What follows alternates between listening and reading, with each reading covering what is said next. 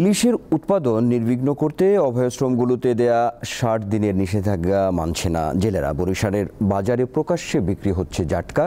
নীরব ভূমিকা পালন করছে প্রশাসন ও মৎস্য বিভাগ। ইলিশের উৎপাদন নির্বিঘ্ন করতে ১ মার্চ থেকে ইলিশ শিকারে নিষেধাজ্ঞা দিয়েছে মৎস্য বিভাগ। ৩০ এপ্রিল পর্যন্ত ৬০ দিন দেশের ৫টি অভয়াশ্রমে সব ধরনের মৎস্য আহরণ বন্ধ থাকবে।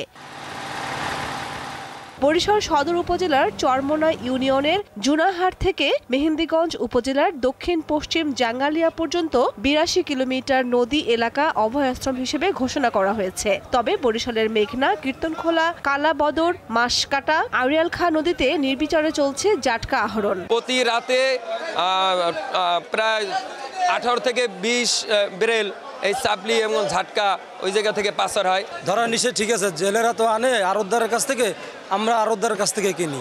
অভিযান সেটা হচ্ছে ৬ ইঞ্চির নিচে, কিন্তু এইটাই আপনার অভিযান নাই।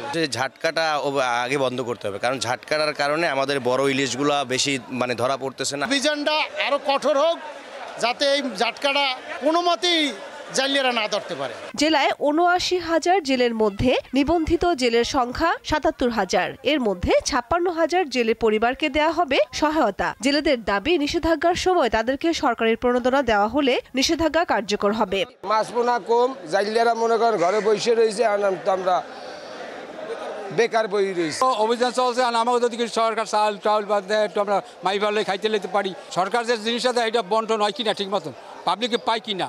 এই তেল দিলে নুন পায় না, নুন দিলে পায় না, খাইয়া লায়। আমাদের পরিবার নিয়ে আমরা বহুত কষ্টে আছি। আমাদের দিন আগে যেরকম ডাইল ভাত খাইয়া মরে গেল, একটু দিন ভালোই চলতে, কিন্তু এখন খুব কষ্টে আছে। মৎস্য বিভাগ বলছে নিষেধাজ্ঞা বাস্তবায়নে অভিযান চলছে। আমরা বিশেষ করে নদী, স্থল এবং বাজার, হাট বাজার, আড়ত, প্রতিটি জায়গায় আমাদের অভিযান চলমান আছে। নিষেধাজ্ঞার সময় প্রতি বছর নভেম্বর থেকে জুন পর্যন্ত ৮ মাসের মধ্যে ৪ মাস প্রতি পরিবারকে ৪০ কেজি করে সরকারি প্রণোদনার চাল দেওয়া হয়। দীপ্ত, বার্তাকক্ষ।